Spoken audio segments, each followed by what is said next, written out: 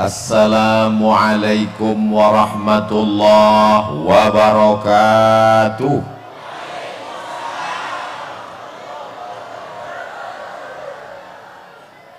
Alhamdulillahi wa kafa, wassalatu wassalamu ala al-habibil mujtaba wa ala alihi wa ashabihi ahli siddiqi wal wafa.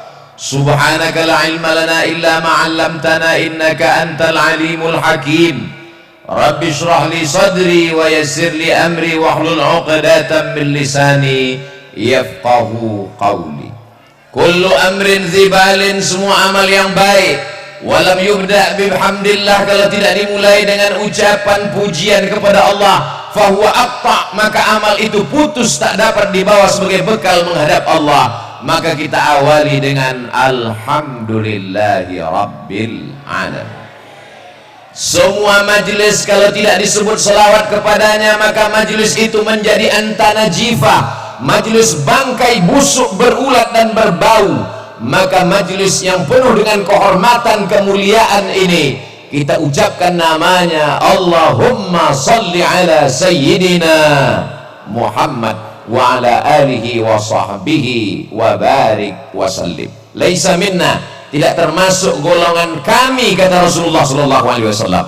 Man lam yarham saghirana, tidak sayang kepada anak-anak, walam ya'rif syarafa kabirina, tidak hormat kepada orang tua, bukan umat Nabi Muhammad sallallahu alaihi wasallam. Yang sama-sama kita hormati, dimuliakan Allah subhanahu wa ta'ala. Yang mulia guru kita semua, Raden Kiai Haji Muhammad Rafi'i Baidawi, Khadimul Ma'had Al-Hamidi Banyuanyar.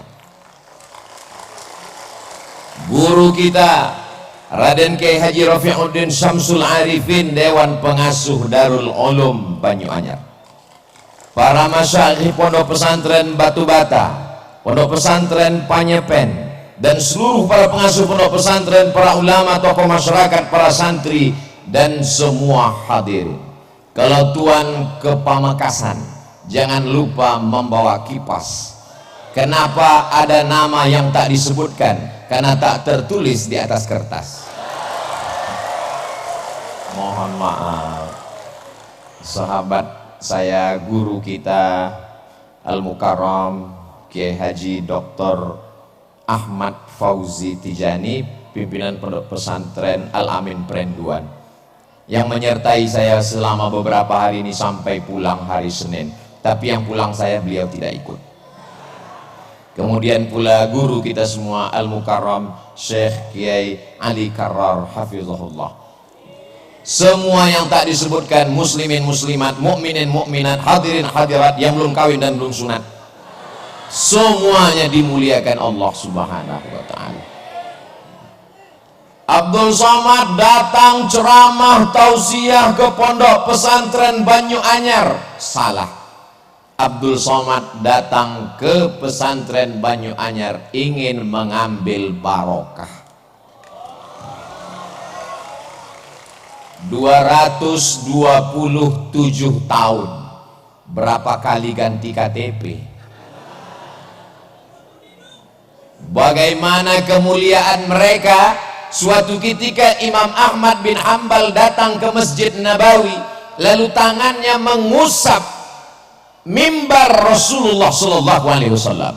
Setelah dia usap mimbar Rasulullah, dia letakkan ke mulutnya, dia cium. Summa qabbalahu, dia cium telapak tangannya. Kenapa? Karena beliau ingin mendapatkan atharus salihin, bekas-bekas orang-orang soleh. Di sana ada bekas tapak kaki Rasulullah SAW. Setelah beliau meninggal, datang bekas tapak kaki Sayyidina Abu Bakar Siddiq. Setelah itu datang bekas tapak kaki Sayyidina Umar ibn Khattab. Setelah itu datang bekas tapak kaki Sayyidina Utsman ibn Affan. Setelah itu datang bekas tapak kaki Sayyidina Ali bin Abi Thalib. Setelah itu datang bekas tapak kaki Sayyidina Hasan ibni Ali radhiyallahu an. Setelah itu datang bekas tapak kaki siapa saja orang-orang soleh. Padahal ketika itu Imam Ahmad bin Hanbal meninggal tahun 241.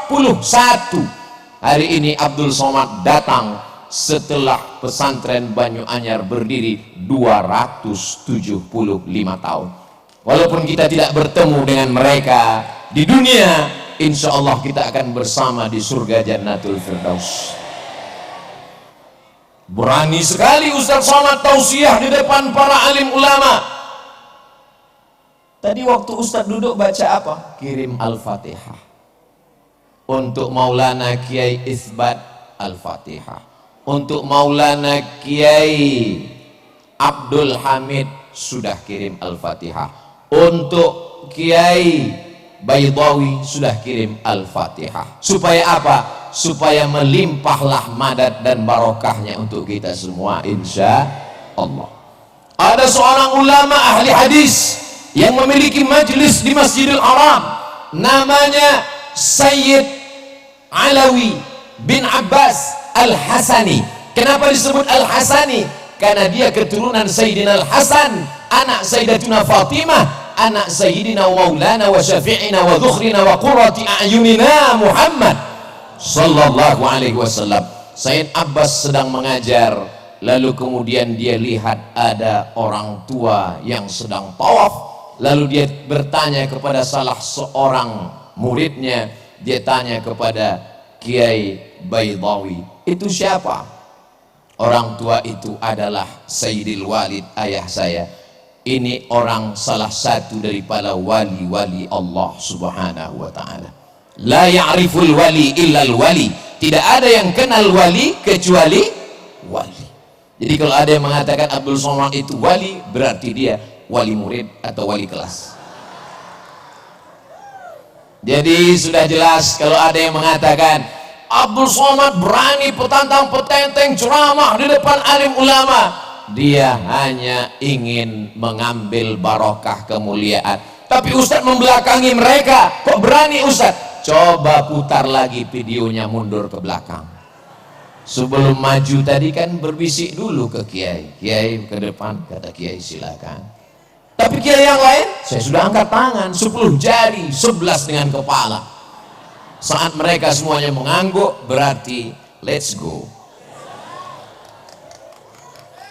Al-adab fauqal ilmi. Ada yang lebih tinggi daripada ilmu, yaitu adab. Kalau ada orang mengatakan saya berilmu, saya banyak hafal ayat, saya banyak hafal hadis, kamu kalah dengan dia yang tak pernah salah. Siapa dia? www.google.com. Saya paling cerdas, semua kelipatan, kali-kali, bagi-bagi, tambah-tambah, saya hafal. Maka sesungguhnya kalkulator jauh lebih cerdas. Kalau ada orang mengatakan amalnya banyak, 1000 tahun beramal, naik langit pertama. 1000 tahun beramal, naik langit kedua. 1000 tahun beramal, naik langit ketiga. 1000 tahun beramal, naik langit keempat, kelima, keenam, ketujuh, sampai akhirnya dia sejajar dengan para malaikat. Ketika itu apa kata Allah? Wa idh qulna lil malaikati isjudu li Adam. Wahai seluruh malaikat, bersujudlah kamu kepada Adam. Fasajadu, semuanya bersujud illa iblis. Saat itu bangkit egonya. Yang diperintahkan bersujud malaikat, sedangkan iblis bukan malaikat. Lalu dia siapa? Buka surat Al-Kahfi. Kana minal jinni, dia berasal dari kalangan jin. Fafasaqa an amri rabbih, dia melawan perintah Allah subhanahu wa ta'ala. Yang diperintahkan bersujud malaikat. Kenapa bisa ada satu yang aneh, yang asing, yang bukan malaikat? Karena prestasi ibadahnya luar biasa sehingga dia sejajar dengan malaikat, tapi dia bukan malaikat. Jadi kalau ada orang bangga dengan ibadahnya tapi kurang adab dan taatnya, berarti dia bukan kata saya. Masya Allah, tabarakallah. Mudah-mudahan kita dijauhkan dari sifat iblis. La yadkhulul jannah, tak masuk surga, man kana fi qalbihi, siapa yang dalam hatinya mithqala habbatin min khardalin min kibrin, ada sombong sebesar biji sawi.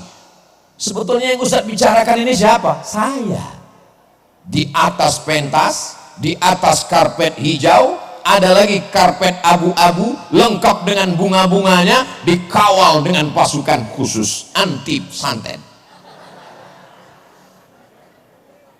Maka kalau kita tidak rendahkan diri kita di hadapan Allah, kita akan merasa lebih tinggi, lebih hebat, lebih mulia. Apalagi protokol menyebutkan semuanya, al-mukarram, profesor, doktor, syekh, hampir masuk tawon ke hidung saking besarnya lubang, mengembang.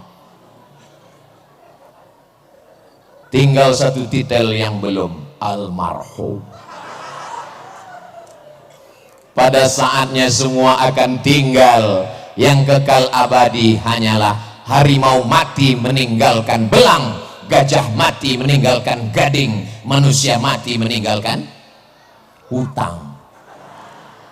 Manusia akan mati meninggalkan nama, apakah nama baik atau nama buruk. Kamu pernah ketemu Ustaz Somad? Pernah. Di mana kamu melihat dia? Di TikTok. Sombong sekali gayanya. Itu videonya dipotong, beb. Kamu pernah ketemu Ustaz Somad? Pernah. Di mana kamu lihat? Di Instagram. Tapi cuma 1 menit, ngomongnya kasar. Itu orang nggak punya paket 2 giga. Kalau dia orang dari pesantren Banyuanyar, dia akan tonton dari awal sampai akhir. Judul videonya, mencari barokah di pesantren 227 tahun. Di mana bisa kami lihat Pak Ustadz? Channel Ustadz Abdul Somad Official. Subscribe, like, share, and comment. Saya paling takut ceramah kalau di hadapan kiai. Ini rasanya sekarang ini seperti peserta dacil, dai cilik menjelang malam Lailatul Qadar. Jadi nanti kalau ada, kenapa Ustaz selama tausiah itu ngelihatnya ke depan, ke kanan, ke kiri, nggak ada ngelihat ke belakang? Tahun bakarnya hilang. Tema yang diberikan adalah bagaimana membumikan kitab kuning. Kitab kuning itu apa Pak Ustadz? Ya kitab yang warnanya kuning. Akhirnya ini anak pergi ke Mesir. Sampai di Mesir pergi ke toko-toko buku di dekat Masjid Al-Azhar, di dekat Masjid Kepala Sayyidina Al-Husain. Sampai di sana dia lihat ternyata kitabnya putih semua. Ternyata dicetak di Darul Fikri Beirut, kertasnya berwarna putih. Makna kitab kuning menurut istilah para alim ulama, guru-guru kita adalah disebut orang Arab dengan kutubut turas, kitab-kitab klasik yang ditulis ratusan bahkan ribuan tahun yang lalu. Saya kebetulan pernah kuliah di Malaysia, Universiti Kebangsaan Malaysia. Lalu kemudian karena kita orang Indonesia wajib mengambil satu mata kuliah, bahasa Melayu. Padahal saya orang Melayu, bukan Melayu yang lari itu. Saya ini dari Sumatera, orang Riau, Melayu. Pokoknya kamu orang Indonesia wajib ngambil mata kuliah bahasa Melayu. Nama dosennya Cik Rusdi. Kumisnya tebal. Lalu kemudian di suatu hari dia pun datang masuk kelas membawa manuskrip tulisan. Dia katakan, ini adalah manuskrip Melayu umurnya 100 tahun. Coba kalian baca masing-masing, silakan. Begitu kami baca, nggak faham. Padahal bahasanya bahasa Melayu, umurnya baru 100 tahun. Tapi hari ini anak-anak pesantren Banyuanyar membaca kitab Sahih Al-Bukhari, ditulis oleh Imam Muhammad bin Ismail bin Ibrahim bin Al-Mughirah bin Bardisbah Al-Bukhari dari Uzbekistan, meninggal pada tahun 256 Hijrah. Umur kitab itu sekarang 1200 tahun. Semua santri faham. Kitab kuning yang mengaku orang Melayu, bahasa Indonesia, tapi ternyata tidak paham. Padahal umur manuskrip baru 100 tahun. Kenapa kita bisa paham Sahih Al-Bukhari? Karena bahasa Arab tidak mengalami perubahan. Itulah dia bahasa Al-Quran. Al-Quran yang dibaca Nabi Muhammad SAW didengarkan oleh makmum. makmumnya membaca didengarkan oleh sahabat, sahabat membaca didengarkan tabi'in, tabi'in membaca didengar tabi'in sampai ke guru kita. Makanya kalau ada orang masuk Islam mu'alaf ngaji nggak pakai guru, dia hanya modal internet, dia cari Al-Quran digital, enter, habis itu dia coba-coba baca, dia akan baca alama, karena tulisannya alif baris atas, lam baris atas, mim baris atas, karena tidak berguru. Tapi ketika dia berguru, dia akan dengar bacaan yang benar, alif lam mim. Tidak ada tulisannya begitu. Kita berguru kepada guru-guru kita. Itulah makanya disebutkan man la syaikha lahu fasyaitanu syaikhuhu. Siapa yang tidak berguru, maka setanlah gurunya. Alhamdulillah, semua santri-santri dari sejak berdiri 227 tahun yang lalu, ternyata pecahan dari murid, dari santri yang mendirikan pondok-pondok pesantren, lebih dari 400 pondok pesantren, insya Allah akan terus bertambah, mengalir sebagai amal jariah sampai hari kiamat insya Allah. Kita tidak perlu ngaji pada kiai, kita tidak perlu ngaji sama ulama, cukup kembali kepada Al-Quran dan baca hadis Nabi. Berpeganglah kepada dua saja, Quran dan hadis. Oh gitu, iya. Lalu kamu belajar baca Quran sama siapa? Sama guru. Itu kan ulama. Guru saya boleh, guru kamu nggak boleh. Kebetulan kami di Sumatera, cara belajar baca Qurannya, alif di atas A, alif di bawah I, alif depan U, A, I, U. Sahabat saya di Pulau Jawa, alif fathah A, alif kasroh I, alif dhammah U, A, I, U. Di Madura gimana cara bacanya? Nabi tidak mengatur cara membacanya. Terserah pakai ijtihad apa. Dulu pakai qaidah Baghdadiyah. Lalu kemudian muncul metode namanya Iqra, muncul lagi metode namanya Qiraati, muncul lagi metode namanya orang dari Batam namanya Pak Hatta, dia buat metode Hattaiyah. Kalau Abdul Somad buat metode Somadiyah. Ini adalah ijtihad untuk memberikan kemudahan-kemudahan. Lalu kalau dikatakan siapa yang membaca Quran dengan metode yang tidak diajarkan Nabi, maka dia sudah melakukan perbuatan bid'ah. Terbantahkan dengan ucapan Sayyidina Umar ibn al-Khattab saat melihat orang sholat tarawih dengan imam yang bagus, dengan jamaah yang ramai, dibuat 20 rakaat ditambah 3 witir. Apa kata beliau? Ni'matil bid'atu hadhihi. Inilah sebaik-baik bid'ah, karena belum ada dilaksanakan di zaman Rasul, tapi perbuatan ini baik selama sesuai dengan Quran dan sunnah Rasulullah sallallahu alaihi wasallam. Suatu ketika saya sedang menyampaikan tausiah, datang orang ngasih kertas. Ustaz Somad, ini ada pertanyaan. Apa pertanyaannya? Yang ngasih pertanyaan pakai cincin emas. Kita tahu bahwa cincin emas hukumnya haram. Pas ditanya, kenapa kamu ke masjid pakai cincin emas? Saya mengikut perintah Al-Quran. Hah? Allah masih termenung. Ayat yang mana ini? Dia bacakan ayat, ya ayyuhalladzina amanu, hai orang-orang beriman, khudzu zinatakum inda kulli masjid. Kalau kamu mau ke masjid, pakailah perhiasan-perhiasan. Ini perhiasannya.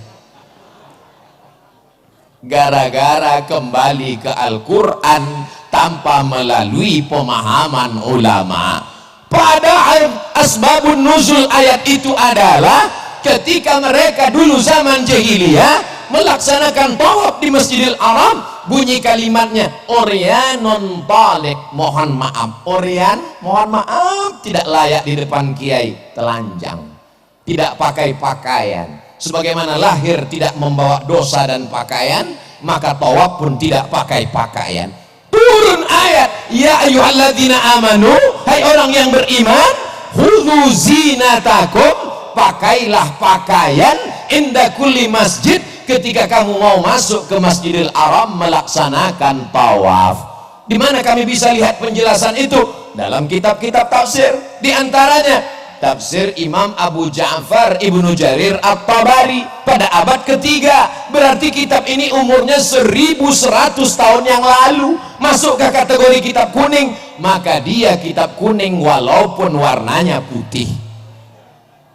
Jadi kalau ada orang yang mengatakan kita tidak perlu kitab kuning, kita cukup dengan Al-Quran, kalimatul haq urida bihal batil. Kalimatnya benar, kita kembali ke Quran, tapi maknanya batil. Kenapa? Orang akan baca Quran sendiri, terjemahkan sendiri, pahami sendiri, nyasar sendiri. Kamu kalau nyasar, nyasar aja sendiri, jangan bawa-bawa orang lain. Betul? Jamaah yang dimuliakan Allah Subhanahu wa ta'ala, ini jamaah ramai luar biasa sampai nggak kelihatan ujungnya di mana. Kalau mau tahu ujungnya di mana, maka nyalakan semua handphone yang ada senternya. Yang nggak punya senter, beli senter, jual handphonenya. Maulaya salli wa sallim daiman abada ala habibika khairil khalqi kullihim Muhammadun sayyidul kaunaini wathaqalain wal fariqaini min arbin wa min ajami. Maulaya salli wa sallim daiman abada ala habibika khairil khalqi kullihim antal bulladhi turja syafa'atuhu likulli hawlim minal ahwali muqtahimi. Maulaya salli wa sallim daiman abada ala habibika khairil khalqi kullihim. Boleh dihidupkan lagi, takutnya nanti pulang miss call masuk, baterai habis. Apa tadi yang dibacakan Ustadz Somad itu? Sholawat. Sholawat dari siapa? Imam Al-Busiri. Dia tinggal di mana? Di sebuah kota bernama kota Alexandria yang didirikan oleh Alexander the Great. Kota itu 200 km dari Kairo. Kalau tidak percaya, ukur sendiri.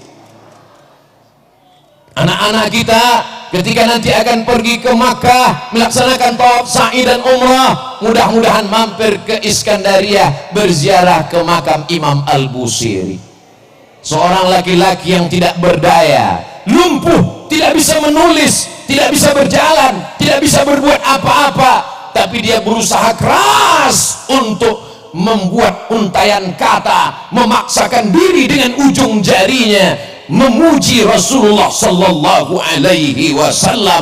Akhirnya dia tulislah syair begitu indah sampai akhirnya dia tertidur lelap karena lelah dan letih. Lalu kemudian dia lihat ada sesosok orang yang begitu ganteng dan sempurna bercahaya membawakan jubah burdah. Maka setelah dia terbangun dan tersadar, sembuh sehat walafiat, maka dia berilah judul syair itu bernama syair burdah, karena hadiah dari Rasulullah sallallahu alaihi wasallam. Sembuh dalam keadaan sehat walafiat.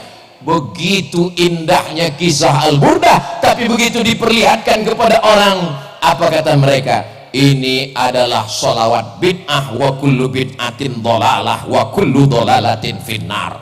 Karena tidak dibuat oleh Nabi Muhammad sallallahu alaihi wasallam.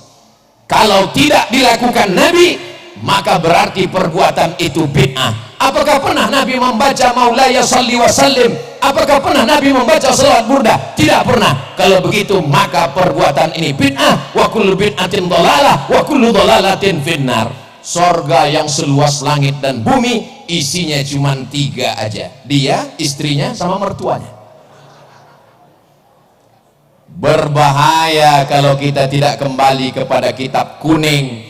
Baca Sahih Bukhari, baca syarahnya yang ditulis oleh Al-Hafiz Ibnu Hajar Al-Asqalani, Fathul Bari namanya. Ditambah lagi Imam Al-Qastulani, ditambah lagi Imam Badruddin Al-Aini. Saya baca Sahih Muslim, Pak Ustadz, kamu nggak paham. Baca syarah penjelasannya, ditulis oleh Imam An-Nawawi dalam kitab Al-Minhaj, syarah Sahih Muslim Ibn Al-Hajjaj.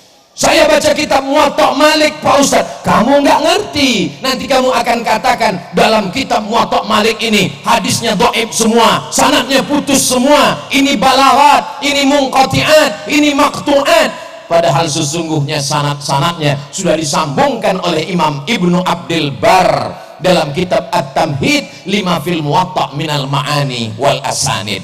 Saya membaca kitab Sunan Tirmidzi, Pak Ustadz, baca syarahnya Tuhfatul Ahwadhi. Saya baca Sunan Abi Daud, Pak Ustadz, baca syarahnya Aunul Ma'bud dan syarah yang lain. Saya baca kitab Sunan Ibnu Majah, Pak Ustadz, baca syarahnya Hasyiah As-Sindi. Saya baca Musnad Ahmad bin Hanbal, Pak Ustadz, baca penjelasan ta'liqat wa syuruhat wa tahqiqat yang ditulis oleh para ulama. Semua penjelasan-penjelasan itu dalam kitab kuning walaupun warnanya. Jadi pintu masuknya gimana, Pak Ustadz? Kita masuk hotel, ada kolam renang, ada tempat minum, ada tempat sarapan, ada kamar, ada tempat olahraga, tapi satu kunci pintu masuknya adalah bahasa Arab, dan bahasa Arab kuncinya adalah nahwu, sharaf, balaghah, ma'ani, bayan. Insya Allah itulah yang dipelajari selama 227 tahun, selamat dari perpecahan insya Allah. Jadi kalau umat ini mau selamat, tidak ada jalan lain. Selamat dari tabdi' membid'ahkan, selamat dari tafsik memfasikkan, selamat dari takfir mengkafirkan. Dia akan kembali kepada sunnah, dan sunnah itu adalah Quran, hadis. Tapi dia lupa satu lagi, al ulama warasatul anbiya. Kita kembali ke hadis. Hadis itu apa? Ma udhifa ila Nabi sallallahu alaihi wasallam min qaulin aw fi'lin aw taqririn aw sifati khalqiyatin wa khuluqiyatin min ba'di bi'tsatihi ila wafatihi sallallahu alaihi wasallam. Ucapan, perbuatan, ketetapan, sifat fisik, sifat bawaan sejak dia lahir, diangkat menjadi rasul sampai meninggal menghadap Allah Subhanahu wa taala. Kamu ketemu dengan Nabi? Enggak. Lalu dari mana kamu tahu sunnah? Dari Sahih Bukhari. Sahih Bukhari itu orang? Iya. Ulama? Iya. Kenapa kita ikut ulama tapi katanya langsung ke Quran dan sunnah? Oh iya ya. Imam Bukhari apa ketemu dengan Nabi? Tidak. Imam Bukhari meninggal tahun 256, Nabi meninggal tahun 11. Dari 256 ke 11 banyak.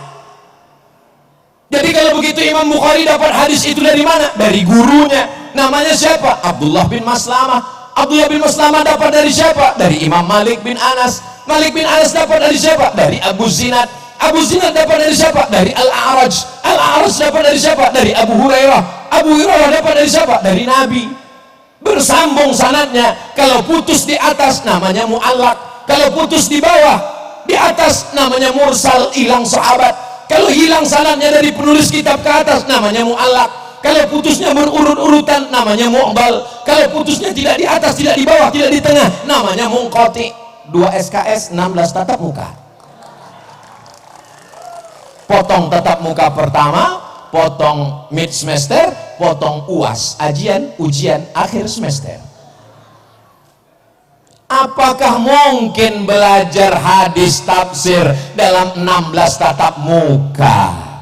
Sementara mereka belajar Imam Malik, apa kata Imam Malik? Aradtu kitabi hadza ala sab'ina min fuqaha'il Madinah. Aku bacakan kitabku ini kepada 70 ahli fikih kota Madinah. Kulluhum wata'uni fasammaituhu muwatta'a. Semuanya setuju dengan isi kitab Muwatta, maka aku sebut kitab ini Muwatta. Kitab hadis tertua yang dicetak saat ini, meninggal tahun 179 Hijrah.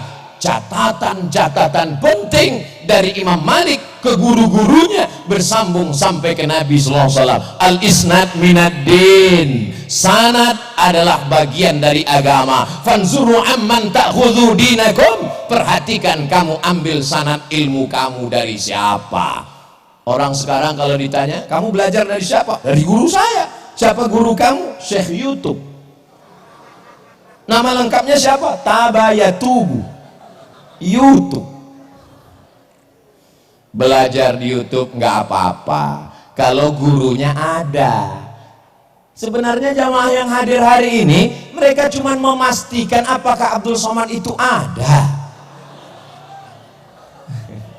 Tadi di rumah Kiai ketemu dengan beberapa adik-adik, ketemu, ini Abdul Somad yang selalu kulihat di YouTube. Memangnya ada orang di YouTube itu nggak ada di alam nyata? Ada. Anak saya selalu ngelihat dia, saya selalu ngelihat dia. Pas saya datang ke kampungnya dia nggak ada. Siapa itu? Upin Ipin. Nggak ada. Memangnya ada di YouTube itu yang suaranya ada, orangnya nggak ada? Ada. Suaranya ada, tapi orangnya nggak ada. Siapa itu? Ya itu kalau kita tanya, Anda sedang berada di Jalan Sudirman, jangan belok kiri, terus aja. Itu suaranya ada, orangnya nggak ada. Itu mesin. Kalau dijamin orangnya ada, kita dengar kajiannya. Kalau nggak paham kita tanya ke guru, kita bisa komplain. Maka ini adalah perbuatan kemajuan teknologi, membuat kita menjadi mudah untuk belajar. Bukankah dulu Al-Quran tidak ditulis di atas kertas? Al-Quran ditulis di pelepah korma, di tulang onta, di batu yang ceper. Masya Allah, langsung kertas datang. Syukron Kiai. Kertas barang mewah dari Tiongkok. Mereka membuat bubur yang terbuat dari bambu, karena negeri itu disebut dengan negeri tirai bambu. Bambunya habis dimakan oleh panda. Lalu kemudian bambu dibubur. Setelah bubur bambu dijemur, jadilah kertas. Lalu kemudian kita pun sekarang menemukan ada yang disebut dengan pulp and paper. Pulp, bubur kertas. Paper, bubur yang sudah dibuat menjadi kertas. Kertasnya kenapa warnanya kuning? Karena terbuat dari ubi yang murah. Kertas yang mahal, yang punya uang adalah orang Eropa dan Amerika. Ini termasuk kertas yang mahal. Kenapa? Karena lintar, tintanya tidak luntur. Apa yang terjadi ketika kertas tidak ada? Mereka menulis Quran di pelepah korma, di tulang onta. Lalu kemudian kapan Al-Quran baru ditulis di atas kertas? Ketika 70 penghafal Quran meninggal dunia, memerangi seorang nabi palsu bernama Musailamah Al-Kadzab. Nama kampungnya Yamamah, nama orangnya Musailamah, nama kampungnya Yamamah. Karena mikrofonnya kurang jelas, jamaah pulang ke rumah cerita nama nabi palsunya Yamamah, nama kampungnya Musailamah. Yang cerita serius, yang dengar ngangguk. Lalu kemudian apa yang terjadi? Ketika itu Sayyidina Umar Ibnul Khattab mengatakan, wahai khalifata Rasulillah, ini 70 penghafal Quran sudah meninggal dunia. Aku khawatir kalau penghafal Quran ini meninggal, Quran akan hilang. Kalau begitu kita mesti membukukan Al-Quran. Apa kata Abu Bakar Siddiq? Aku takut membukukan Al-Quran karena Nabi tidak pernah melakukannya, Nabi tidak pernah memerintahkannya. Sampai Allah melembutkan hati Abu Bakar Siddiq, akhirnya dia setuju. Karena khawatir Quran akan hilang, maka disusunlah tim penulisan Al-Quran yang diketuai oleh Sayyidina Zaid bin Thabit sebagai sekretaris, Ubay bin Ka'ab salah seorang imam pada masa sholat tarawih yang dibuat oleh Umar Ibnul Khattab. Anak-anak muda yang gagah perkasa. Siapa Zaid bin Thabit? Zaid bin Thabit adalah penterjemah Rasulullah yang berkata, ta'allamtuha wa hadaqtuha. Saya mempelajari bahasa Yahudi selama nisfa syahrin, setengah bulan. Zaid bin Thabit cerdas. Ketika Nabi hidup, dia penterjemah. Umurnya lebih kurang 15 tahun. Anak umur 15 tahun sekarang kelas 1 SMA, tidak masuk kelas karena online. kecuali di pondok pesantren dia tetap belajar full sampai hari ini. Banyak yang nanya ke saya, kenapa orang di pesantren tetap belajar Pak Ustadz? Karena Covid tidak mau masuk pesantren. Tapi bukan berarti anak yang tidak pesantren berarti Covid. Kenapa mereka tidak mau masuk pesantren Pak Ustadz? Karena takut disuruh menghafal Alfiyah Ibnu Malik beserta syarahnya, syarah Ibnu Aqil. Pintu untuk masuk ke kitab-kitab kuning ini adalah bahasa. Diawali dari yang paling kecil, disusun ulama dari ujung dunia, tempat tenggelamnya matahari. Orang Arab menyebutnya Maghrib karena tempat tenggelam matahari. Sebelum Christopher Columbus menemukan benua Amerika, orang menganggap itulah tepian dunia. Negeri itu disebut dengan Maghribi, sekarang disebut dengan Maroko. Saya belajar di Maroko 2 tahun. Lalu kemudian setelah pulang ditanya, Ustadz dulu kuliah di mana? Maroko. Dekat dengan Merauke Pak Ustadz. Salah seorang ulama besar bernama Imam Al-Ajurrumiyah menuliskan dengan tinta emas syair-syair mutun nazam supaya mudah dihafal. Setelah itu kemudian dilanjutkanlah anak-anak belajar Al-Kawakibud Durriyah, mereka belajar Imriti, mereka belajar Alfiyah, dibacakan syarahnya, akhirnya mereka pun bisa membaca kitab. Enaknya anak SMP sekarang datang, kamu di mana? Pesantren. Kampungan. Anak pesantrennya sabar, dia nanya dengan lembut, kamu di mana? Sekolah umum. Belajar agama sekali sebulan. Pelajaran intinya apa? Fisika, kimia, biologi, matematika, bahasa Inggris. Wow, amazing. Kamu di pesantren pelajarannya apa? Catat baik-baik ya. Ya, nahwu, shorab, balaghah, ma'ani, mantik, bayan, fikih, qawaidul fikih, usul fikih, hadis, mustalah hadis, rijalul hadis, tajwid, arud qawafi, tafsir, ulumul Quran. Stop, enough. Pesantren ini berat guys, biar aku aja.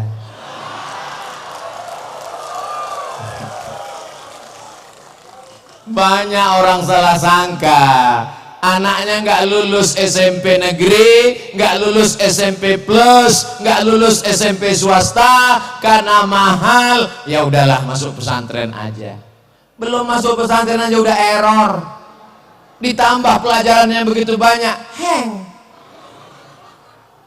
Cari anakmu yang paling jenius, cari anakmu yang paling pintar, cari anakmu yang paling tajam otaknya, masukkan dia ke pesantren, tamat pesantren, dia akan menjadi Imam Al-Bukhari, dia akan menjadi Imam Asy-Syafi'i, dia akan menjadi Imam Al-Asy'ari, dia akan menjadi Imam As-Suyuti. Apa kata Imam Jalaluddin Abdurrahman As-Suyuti? Hafiztu mi'atai alfa hadis, aku hafal 200.000 hadis. Law wajadtu aktsara min dzalika la hafiztuha, kalau aku dapat lebih dari itu aku akan hafal juga.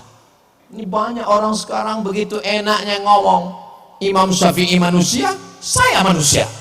Imam Syafi'i makan, saya makan. Imam Syafi'i nikah, saya lebih banyak.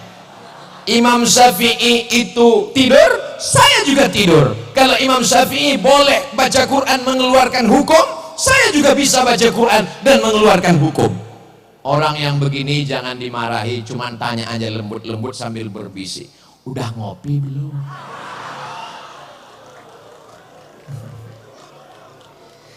Imam Syafi'i kalau dia pulang dari masjid ke rumah, dia ambil kapas, dia sumbat telinganya. Sampai ke rumah orang nanya, kenapa disumbat? Karena kalau aku buka, semua yang aku dengar dari rumah sampai ke masjid, aku hafal. Oh, saya nggak percaya Pak Ustadz, kalimat Ustadz terlalu mengada-ada. Mana ada manusia yang secerdas itu? Cari aja di YouTube, www.youtube.com. Buat di situ tes IQ tertinggi internasional, akan dites manusia tercerdas di dunia di zaman sekarang. AAA, QQ7, BB, QQ, CC, CC, K, bisa dia ulang kembali. Orang yang seperti itulah yang cerdas, yang membaca Al-Quran, yang menghafal hadis Rasulullah Sallallahu Alaihi Wasallam. Jangan karena tidak bisa lalu dikatakan tidak ada. Tapi bukan berarti karena anak kita tidak secerdas itu lalu besok rame-rame narik anaknya dari pesantren. Anak-anakku yang sudah berada di pesantren, belajar kitab kuning, banggalah menjadi anak pesantren. Bangga apa tidak bangga? Mengalir pahalanya sampai hari kiamat anakku. Tapi saya mau jadi polisi Pak Ustadz. Emang saya nanti kalau pesantren punya ijazah? Loh, anak pesantren baca kitab, tapi mereka juga punya ijazah formal. Tapi setelah selesai sanawiyah 3 tahun, aliyah 3 tahun, mereka nggak pulang kampung. Pas ditanya, nggak pulang? Enggak. Kenapa? Kitabnya belum khatam. Lebih sayang kitab daripada ijazah formal. Ijazah formal bisa didapatkan dengan paket A, paket B, paket C. Tapi baca kitab, dia mesti dibaca berulang-ulang, didengarkan, ngantuk dikit salah baca. Kitabnya bagus, tapi karena bahasa Arab ini begitu banyak, tulisannya mirip, cara bacanya beda. Al-Jannah, Al-Habbah, Al-Junnah, Al-Jinnah, itu tulisannya sama semua. Makanya jangan baca kitab yang sudah digigit rayap. Nyari obat dari kitab, lalu tulis. Sebetulnya kitab itu tulisannya Habbatun Sauda, tapi karena digigit rayap tulisannya Hayatun Sauda. Ular hitam dia tangkap, memang nggak sakit, mati langsung. Kalau ada dokter-dokter spesialis, ujian akhirnya sebelum buka praktek, dia mesti bisa bahasa Latin. Kenapa? Karena buku-buku kedokteran diambil dari bahasa Latin, dari bahasa Yunani, lalu diterjemahkan ke dalam bahasa Arab. Saya melihat 2 jilid di perpustakaan Darul Hadis Maroko, ditulis oleh Ibnu Sina. Tapi karena orang bule, orang barat susah baca Ibnu Sina, mereka baca Avicena. Lalu kemudian apa yang terjadi? Setelah itu mereka terjemahkan. Judul bukunya Al-Qanun Fit-Tib, Al-Qanun, undang-undang Fit-Tib kedokteran, diterjemahkan ke dalam bahasa Inggris, The Canon of Medicine. Jadi anak-anak kita amat sangat bisa. Pak Ustadz, kami nggak bisa bahasa Inggris. Bahasa Inggris perubahannya cuma berapa? Go, going, gone, when. Cuma 4. Tapi zahaba, zahabu, zahabat, zahabata, zahabna, zahabta, zahabtuma, zahabtum, zahabti, zahabtuma, zahabtuna, zahabtu, zahabna. Itu baru fi'il madi, belum fi'il mudhari'nya, belum lagi amarnya, belum lagi nahinya, belum lagi masdarnya, belum lagi isim fa'ilnya, belum lagi isim maf'ulnya. Jadi kalau ada orang mengeluh bahasa Inggris ini berat ya, karena kamu belum bahasa Arab guys. Sekarang orang kalau belajar bahasa Arab dia katakan, oh bahasa Arab ketinggalan zaman. Apa tuh bahasa Arab? Bahasa Inggris hebat, hebat. Sekarang dipakai dunia global internasional. Kenapa dunia internasional pakai bahasa Inggris? Bukan karena bahasa Inggris hebat, karena negara di dunia paling banyak dijajah oleh Inggris. Mudah-mudahan ceramah ini nggak diterjemahkan ke bahasa Inggris. Kalau diterjemahkan sampai ke kedutaan Inggris, nggak masuk saya ke Inggris.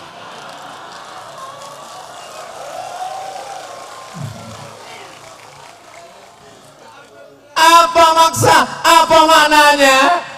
Maka bahasa Arab itu disebut dengan lughatud dhad. Kenapa bahasa dhad? Karena tidak ada huruf dhad. Dalam bahasa Inggris ada huruf shin. Ada? Masa ada huruf shin dalam bahasa Inggris? Ada. Mana? Workshop, shopping center, sheriff. Ada. Ada dalam bahasa Inggris huruf tha. Ada. Health. How about your health? WHO itu singkatan dari World Health Organization. Tapi huruf bod, huruf ain, tidak ada dalam bahasa Inggris huruf ain. I love you. Ada. Tidak ada dalam bahasa Inggris qalqalah. Tidak ada. Makanya kamus bahasa Arab, kamus bahasa Indonesia lengkap Purwadarminta, 1 jengkal.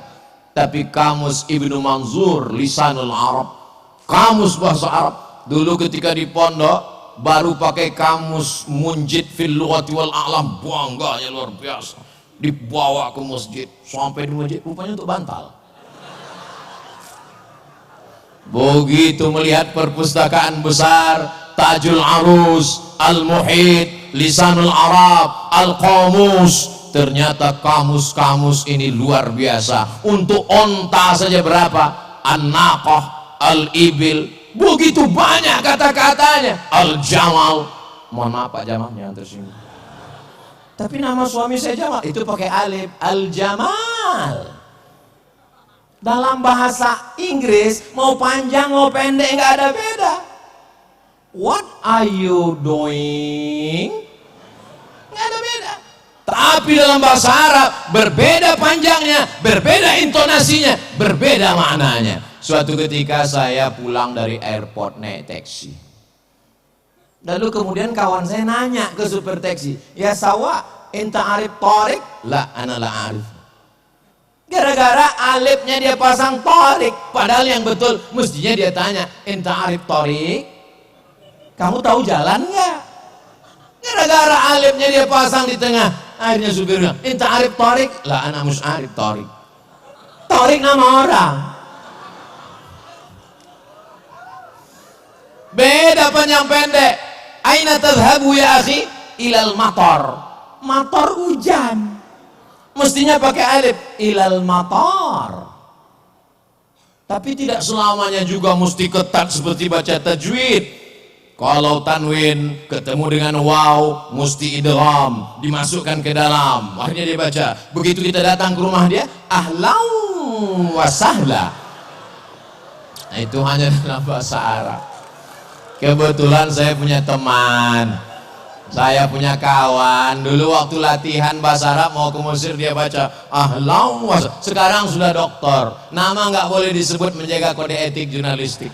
Setiap saya ketemu sama dia, doktor jurusan bahasa Arab, kalau ketemu sama dia ahlan wa sahla.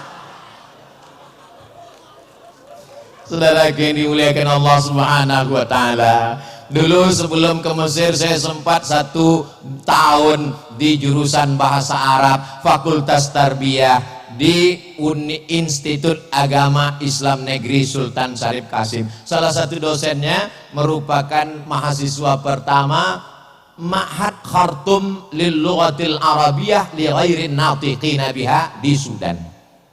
Kenapa Bapak ke sana, Pak? Karena di sana bahasa Arab. Gimana belajar waktu di sana, Pak? Saya sampai di sana, kata dia, belajar lagi mengucapkan huruf-huruf.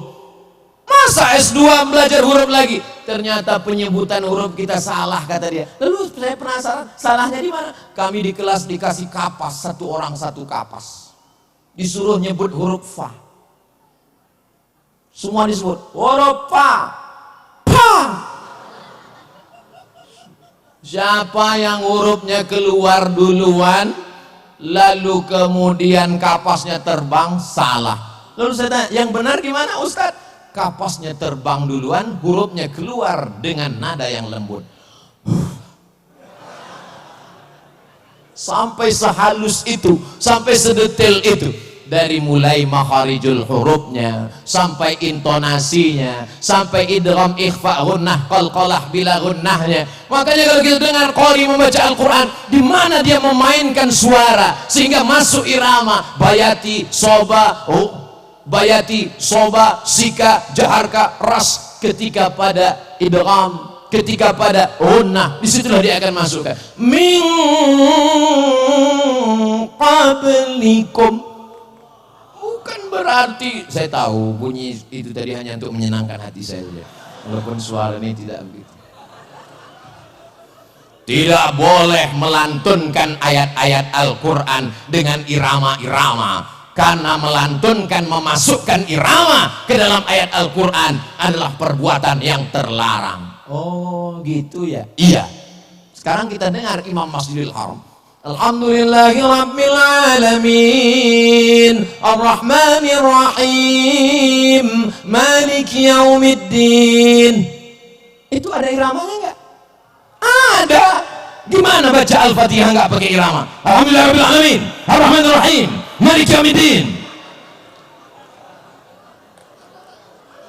Siapa bilang enggak ada iramanya? Azan enggak boleh panjang-panjang. Loh, azan di Saudi Arabia oh panjang.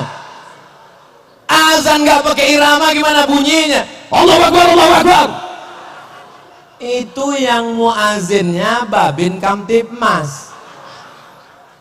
Mereka walaupun polisi, walaupun tentara, Babinsa nggak tinggal sholat berjamaah. Kalau azannya lembut, jamaahnya tidur. As-salatu khairum minan naum.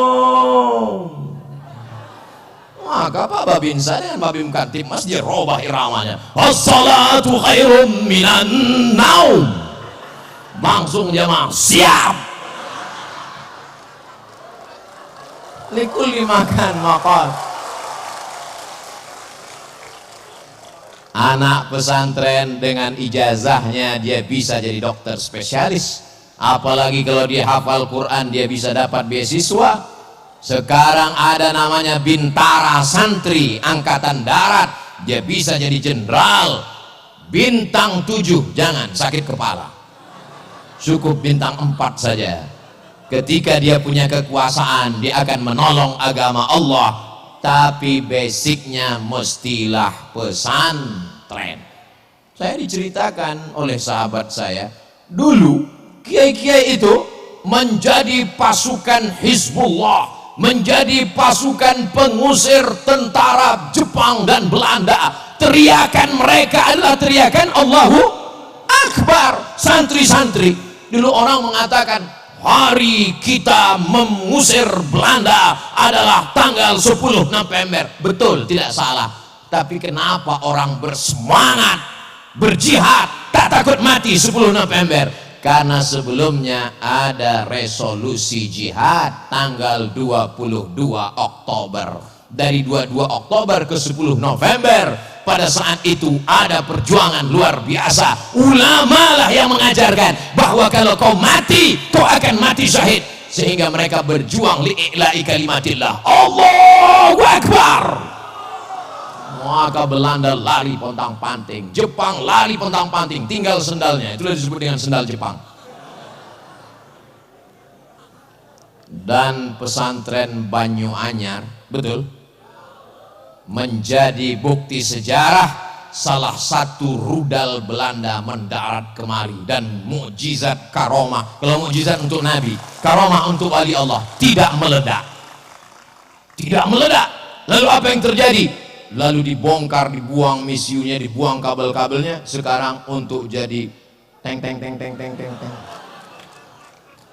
Jamaah yang dimuliakan Allah Subhanahu wa taala, karamah yang diberikan Allah kepada para wali-wali Allah untuk apa? Menunjukkan bahwa dia ada. La yazalu 'abdi yataqarrabu ilayya bin nawafil. Kalau hambaku itu mendekatkan diri kepadaku dengan ibadah sunnah, hatta uhibbah, hadis sahih Muslim, sampai aku cinta kepadanya. Fa idza ahbabtu, kalau aku sudah cinta kepadanya, fa akunu ainahu yubsiru biha, aku akan menjadi matanya. Dengan matanya dia akan memandang. Bukan berarti dia menyatu dengan Allah, tapi kemudian pandangannya adalah pandangan Allah Subhanahu wa taala. Tidak ada yang sulit bagi Allah. Innama amruhu idza arada syai'an ay yaqula lahu kun. Apa maknanya? Anak kita yang di pesantren baca kitab, bahasa Arab, ijazah dapat, selesai, fikihnya mantap, ngerti Quran, ngerti hadis, bisa lulus apapun. Yang paling diinginkan adalah barokah guru, barokah habaib, barokah kiai. Banyak orang berilmu tapi tidak ada barokahnya. Rezeki juga begitu, duitnya banyak tapi nggak ada barokahnya. Duit apa namanya? Duit hantu dimakan setan. Mudah-mudahan dengan majelis ilmu hidup kita jadi barokah. Anak-anak kita barokah menjadi soleh dan solihah. Istrinya barokah menjadi penyejuk mata, penenang jiwa. Saya Pak Ustadz kalau ngelihat istri itu senang sekali. Tapi kamu belum nikah, lihat istri orang Pak Ustadz. Oh jangan. Mohon maaf ya, saya keceplosan. Masya Allah, tabarakallah. Allahumma salli ala sayyidina Muhammad wa ashghili zalimin bizalimin wa akhrijna min bainihim salimin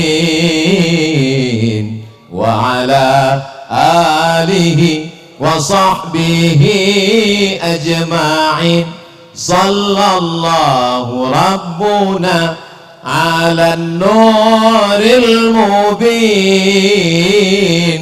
Ahmad al-Mustafa sayyidil mursalin wa ala alihi wa sahbihi ajma'in wa ala alihi wa sahbihi ajma'in. Mudah-mudahan dengan berselawat dosa-dosa kita diampunkan Allah, dinaikkan derajat kita di hadapan Allah, didapatkan kemuliaan, kebaikan-kebaikan, beramal soleh sesuai dengan janji Rasulullah sallallahu alaihi wasallam. Man shalla alayya salatan, siapa yang berselawat kepadaku satu kali, sallallahu alaihi biha asyra, Allah balas 10 kebaikan, wa huttat anhu asyra sayyiat, dihapuskan 10 kesalahan, wa rufi'at lahu asyra darajat, dinaikkan 10 derajat tingkatan kemuliaan. Ternyata sekarang sudah jam 9.